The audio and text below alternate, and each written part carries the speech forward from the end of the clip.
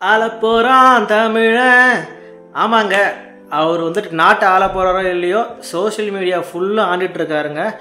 ஆமாம், தளபதி விஜய் புதுசாக அரசியல் கட்சி தொடங்கியாச்சு. அதை பற்றி தான் இந்த வீடியோ ஃபுல்லாக பார்க்க போகிறோம். Hello friends, welcome to Ranjith info, your complete infotainment.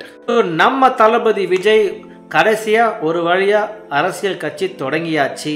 நம்ம சூப்பர் ஸ்டார் ரஜினிகாந்த் சார் மாதிரி வரன்னு இழுத்தடிக்காமல் இவர் போட்டு உடைச்சிட்டாருங்க. ஸோ அரசியல் களத்தில் இவர் குதிக்கிறாரு. ஸோ இதை பற்றின வீடியோ தான் நம்ம ஃபுல்லாக பேச போகிறோம். ஸோ வீடியோ ஃபுல்லாக ஸ்கிப் பண்ணாமல் பாருங்கள். அப்படியே மறக்காமல் நம்ம சேனலை சப்ஸ்கிரைப் பண்ணிவிடுங்க.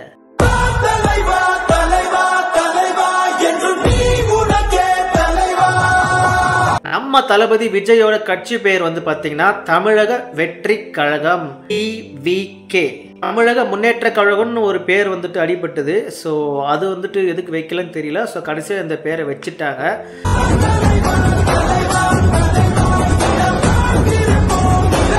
நிறைய அரசியல் கட்சிங்க வந்து பார்த்தீங்கன்னா கழகங்கள் இல்லா தமிழகம் அப்படின்னு சொல்லிட்டு முன்மொழிகிற எந்த டைமில் வந்து பார்த்தீங்கன்னா இவரோட அரசியல் கட்சியோட பேரும் கழகத்தில் வந்து முடிஞ்சிருக்கு.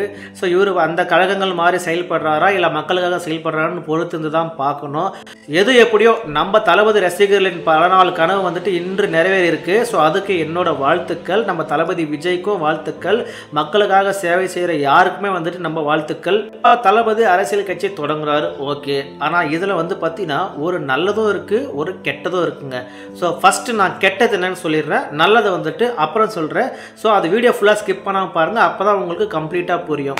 முதல்ல கெட்ட விஷயம் என்ன அப்படின்னா, கெட்ட விஷயம் கிடையாது. நம்ம தளபதி பற்றி நம்மளுக்கு தெரியும். ஸோ அவரால் சில கெட்ட விஷயங்கள் நடக்கும். அதாவது நம்ம தளபதி விஜய் வந்துட்டு ஒரு தனி ஆள் கிடையாதுங்க. அவர் வந்து பார்த்தீங்கன்னா ஒரு மாஸ் லீடர், ஒரு மாஸ் ஹீரோ.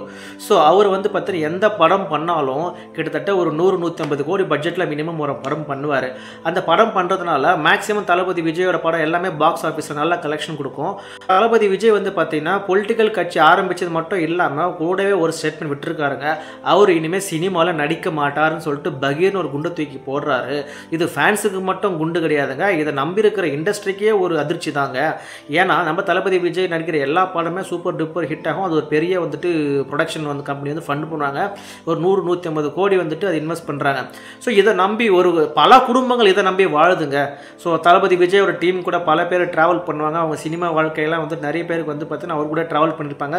ஸோ அவங்களோட வாழ்க்கையெல்லாம் வந்துட்டு கேள்விக்குறி தான். அவங்களுக்கு வேறு ஆப்பர்ச்சுனிட்டி கிடைக்கலாம். பட் இருந்தாலும் ஒரு ஸ்டாரோட ஒர்க் பண்ண அந்த எக்ஸ்பீரியன்ஸ் இதெல்லாமே வந்துட்டு மிஸ் ஆகும்.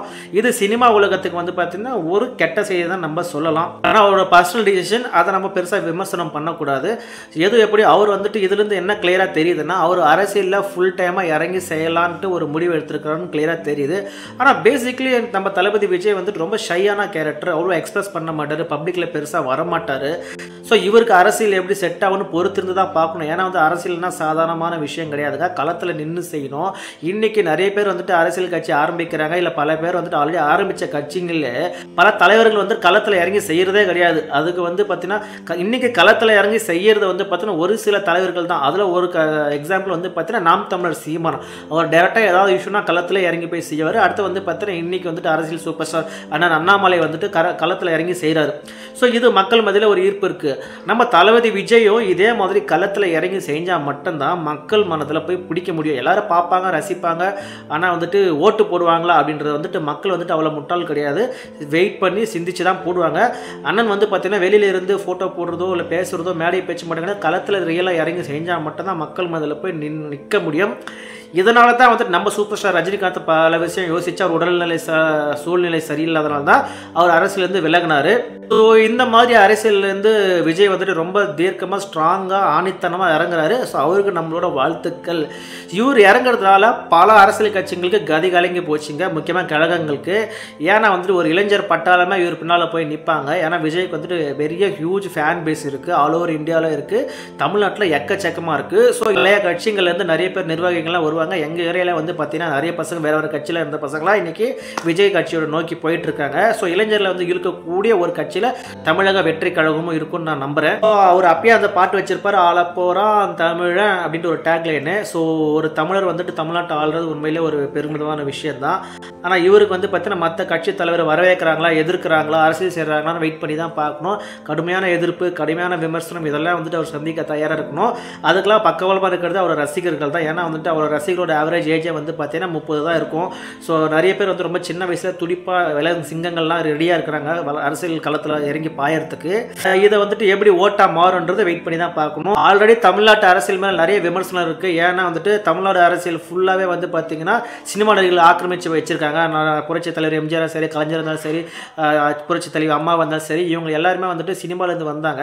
இதுக்கே நிறைய விமர்சனம் இருக்குது. நிறைய பேர் சினிமாலேருந்து வந்து அரசியல் பண்ணுறாங்க சொல்லிட்டு ஒரு விமர்சனம் இருக்குது. ஸோ இவரும் அதே ஒரு லைனில் தான் லைன் பிடிச்சிட்டு வராரு. ஸோ இவர் எப்படி நிலைச்சு நிற்கிறாரா இல்லை என்ன பண்ணுறாருன்னு வெயிட் பண்ணி தான் பார்க்கணும். ஸோ மக்கள் மத்தியில் எப்படி இது ரீச் ஆகும்னா அது நம்மளுக்கு சொல்ல முடியாதுங்க. என்ன சொல்லி வராரு, எது சொல்லி வராரு, அவரோட அரசியல் கொள்கை என்ன, அவர் நிலைப்பாடு என்ன, மத்திய அரசு கூட இணங்கி பயணிக்கிறாரா, மத்திய அரசை வந்துட்டு எதிர்த்து பயணிக்கிறாரா, இல்லை இங்கே இருக்கிற கழகங்களை எப்படி வந்துட்டு அனுசரித்து போகிறாரா, பயங்கரமாக எதிர்க்கிறாரா, இதெல்லாம் நம்ம வெயிட் பண்ணி தான் பார்க்கணும். இன்னும் ஒரு முக்கியமான விஷயம் வந்து பார்த்தீங்கன்னா அவர் பேரை வச்சு அவரோட பொலிட்டிக்கல் பார்ட்டியோட ஐடியாலஜி, அதாவது சித்தாந்தம் என்னன்னு நம்மளுக்கு ஒன்றும் தெரியல.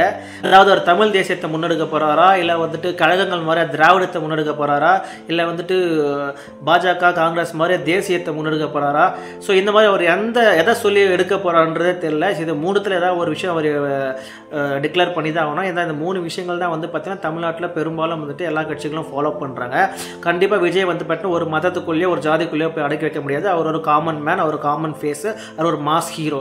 ஸோ அவருக்கு வந்து பார்த்தீங்கன்னா எல்லா ஜாதியிலையும் எல்லா இனத்திலையும் எல்லா ரிலீஜன்லையும் அவருக்கு வந்து பார்த்தீங்கன்னா ஃபாலோவர்ஸ் இருக்காங்க. ஸோ இதனால் வந்து பார்த்தீங்கன்னா எல்லாருமே அவர் வந்து ஈர்க்கக்கூடிய சக்தியும் ஈர்க்கக்கூடிய கெப்பாசிட்டி விஜய்க்கு இருக்குது. ஆனால் அவர் களத்தில் இறங்கி வேலை செஞ்சால் மட்டும்தான். ஸ்பான்சர்ஷிப்பு நிறையா ஒரு மக்கள் இயக்கம் நிறைய பண்ணியிருக்காங்க. ஆனால் அவர் நேரடியாக களத்தில் பெருசாக ஒன்றும் பண்ணதில்லை.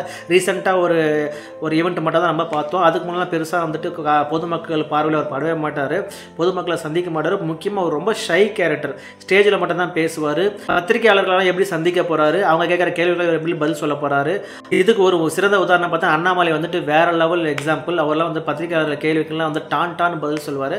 சீமானோட ஸ்டைல் வேறு இருக்கும். சீமான் வந்து பார்த்தீங்கன்னா நிறைய நல்ல பேச்சாளர், சிந்தனையாளர், வந்து பார்த்தீங்கன்னா நிறைய கண்டென்ட் வச்சிருக்காரு சீமான். ஸோ பேச்சில் வந்துட்டு பார்த்தீங்கன்னா அவர் வந்து ரொம்ப வல்லமை படைத்தவர். நம்ம ஆனால் விஜய் வந்துட்டு இது ரெண்டுத்தில் ஏதாவது ஒன்று பண்ணி தான் ஆகணும், இல்லை களத்தில் இறங்கி சிக்கணும். களத்தில் இறங்கி செய்வாரான்றது ஒரு கேள்விக்குறி தான். ஸோ நம்ம தளபதி விஜய் பாலிடிக்ஸ்குள்ளே வர ஒரு நல்ல விஷயம் அப்படின்னு ஒன்று பார்த்தீங்க அப்படின்னா அவங்களுக்கு ஒரு இயக்கம் இருக்குது. ஸோ இது நிறைய கிராமங்கள் வரைக்கும் இருக்குது. ஸோ வந்துட்டு கட்டமைப்புன்னு சொல்லுவாங்க. ஸோ அதோட ஸ்ட்ரக்சர் வந்துட்டு கொஞ்சம் ஸ்ட்ராங்காக இருக்கும் மற்ற கட்சியை விட. அது ஸ்ட்ரகிள் பண்ண வேண்டிய அவசியம் இருக்காது. ரெண்டாவது விஷயம் வந்து பார்த்தீங்கன்னா ஓரளவுக்கு வந்துட்டு அவங்க ஃபினான்ஷியல் கெப்பாசிட்டி இருக்குது, நம்ம தளபதி விஜய் ஃபண்ட் பண்ண முடியும். அடுத்த விஷயம் வந்து பார்த்தீங்கன்னா தமிழ்நாட்டில் ஒரு சில கட்சிகள் தான் வந்துட்டு கோட்ரு கோழி பிரியாணி கொடுத்து வந்துட்டு கூட்டத்தை அழைக்க மாட்டாங்க. அதில் வந்து பார்த்தீங்கன்னா பாஜக, நாம் தமிழர் கட்சி, இவங்களாம் வந்துட்டு அந்த மாதிரி விஷயங்கள் செய்ய மாட்டாங்க. அந்த ஒரு கேட்டகரியில் ஈரோட கட்சியும் வரும்னு எதிர்பார்க்கலாம். அடுத்து வந்து பார்த்தீங்கன்னா ஓட்டுக்கு காசு கொடுக்குற கட்சி வந்து நிறைய இருக்குது. அதில் கொடுக்காத சில கட்சிகளும் இருக்குது தமிழ்நாட்டில். அந்த லிஸ்ட்டில் இவரும் வர வாய்ப்பு இருக்குது. ஸோ மக்கள் வந்து பார்த்தீங்கன்னா இப்போ நிறைய கட்சி வந்து பார்த்தீங்கன்னா ஓட்டுக்கு காசு கொடுக்கறது கிடையாது. ஸோ அப்போ மக்கள் வந்து பார்த்தீங்கன்னா இந்த மாதிரி ஓட்டுக்கு காசு கொடுக்காத கட்சி நிறைய தமிழ்நாட்டுக்குள்ளே வந்ததுன்னா மக்களுக்கு வந்து பார்த்தீங்கன்னா ஒரு கில்ட்டி ஃபீலிங் வந்துடும். ஸோ இவங்கெல்லாம் காசு கொடுக்காம வராங்களே, நம்ம வந்து காசு வாங்கிட்டாலும் அவங்களுக்கு ஓட்டு போடக்கூடாது, காசு கொடுக்காத உழைக்கிற இவங்களுக்கு தான் ஓட்டு போடணும்னு ஒரு மனநிலை உருவாகும்.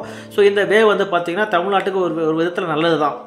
இன்னொரு முக்கியமான விஷயம் வந்து பார்த்தீங்கன்னா லோக்சபா எலெக்ஷன், அதாவது இந்த பாராளுமன்ற தேர்தலில் வந்துட்டு நடிகர் விஜய் வந்துட்டு களத்தில் இறங்க மாட்டாருன்னு சொல்லியிருக்காரு. அப்போ ஏன் அவசரமாக பார்ட்டி இப்போ அனௌன்ஸ் பண்ணாருன்னு தெரியல. இதில் ஏதாவது உள்குத்து இருக்கா, ஏதாவது அரசியல் இருக்கான்னு வெயிட் பண்ணி தான் பார்க்கணும். அவரோட இலக்கு வந்து பார்த்தீங்கன்னா சட்டசபை தேர்தல் தான் 2026 தான் அவர் டார்கெட் வச்சிருக்காரு. அப்போ கூட கொஞ்சம் லேட்டாகவே அனௌன்ஸ் பண்ணியிருக்கலாம். இந்த எலெக்ஷன் வர டைமில், இந்த சென்ட்ரல் கவர்மெண்ட் லோக்சபா எலெக்ஷன் வர டைமில் வந்துட்டு அனௌன்ஸ் பண்ணதுக்கு இதில் ஒரு பாலிடிக்ஸ் இருக்க வாய்ப்புகள் இருக்குது. நம்ம தளபதி விஜயோட கட்சி வந்து பார்த்தீங்கன்னா 2 அரசாங்கத்தையும் எதிர்க்க போதா ஆதரிக்க போதான்னு வெயிட் பண்ணி தான் பார்க்கணும். ஒரு பக்கம் மத்திய அரசு, ஒரு பக்கம் மாநில அரசு, ரெண்டுமே வந்து பார்த்தீங்கன்னா வேற அரசு. ரெண்டுத்தையும் எதிர்த்து அரசியல் பண்ண போறோம், இல்லை ரெண்டுத்தையும் ஆதரிச்சு அரசியல் பண்ண போறான்னு வெயிட் பண்ணி தான் பார்க்கணும். நிறைய பேர் போஸ்டர் எல்லாம் போட்டுதாங்க பார்த்தேன். அவங்க கட்சி வந்துட்டு விஜயோட வெற்றி கழகம், தமிழக வெற்றி கழகம் வந்து பார்த்தீங்கன்னா 1 கோடி உறுப்பினர்கள் சேர்க்கிற பணியில் ஈடுபட்டு இருக்காங்க. 1 கோடி உறுப்பினர்கள் அவ்வளோ சாதாரணமான விஷயம் கிடையாது. அப்படி 1 கோடி உறுப்பினர்கள் அவர் சேர்த்துட்டாங்கன்னா உண்மையிலே அவங்களுக்குலாம் ஹேட்ஸ் ஆஃப் தாங்க. ஏன்னா வந்துட்டு 1 கோடி உறுப்பினர்லாம் அவ்வளோ சாதாரணமான ஒரு விஷயம் கிடையாது. அப்படி சேர்த்தாலே கிட்டத்தட்ட 20% ஓட்டுக்கு மேலே அவங்களுக்கு கன்ஃபார்ம் ஆகிடும். ஸோ அதெல்லாம் வந்துட்டு எல்லாருமே பார்க்குறவங்க எல்லாருமே உறுப்பினர்கள் ஆவாங்கன்னு சொல்ல முடியாது. ஃபேன்ஸ் இருப்பாங்க, ஓட்டு போடுறவங்களாம் சொல்ல முடியாது. அவங்களோட டைஹார்ட் ஃபேன்ஸ் எல்லாம் வந்துட்டு மெம்பராக உறுப்பினராக வாய்ப்புகள் இருக்குது. ஸோ இது என்ன ஏதாண்டு இன்னும் கொஞ்ச நாள் கடந்து போனால் நமக்கு எல்லாமே தெரிய வந்துடும். ஸோ வீடியோயின் இறுதி பதிவாக வந்து பார்த்தீங்கன்னா தமிழக வெற்றி கழகம் இந்த கட்சிக்கு என்னோட வாழ்த்துக்கள்ங்க. தளபதி விஜய்க்கும் தளபதி விஜயோட ஃபேன்ஸ்க்கும் வந்துட்டு இந்த கட்சி வந்துட்டு மேலும் சிறப்பாக வளர என்னோட வாழ்த்துக்கள். ஸோ ஃப்ரெண்ட்ஸ், நான் போடுற இந்த மாதிரி வீடியோஸ் உங்களுக்கு பிடிச்சா மட்டும் ரஞ்சித் இன்ஃபோ சேனலை வந்துட்டு சப்ஸ்கிரைப் பண்ணுங்கள். அப்படியே உங்கள் ஃப்ரெண்ட்ஸ் கிட்டலாம் சொல்லி ஷேர் பண்ணுங்கள்.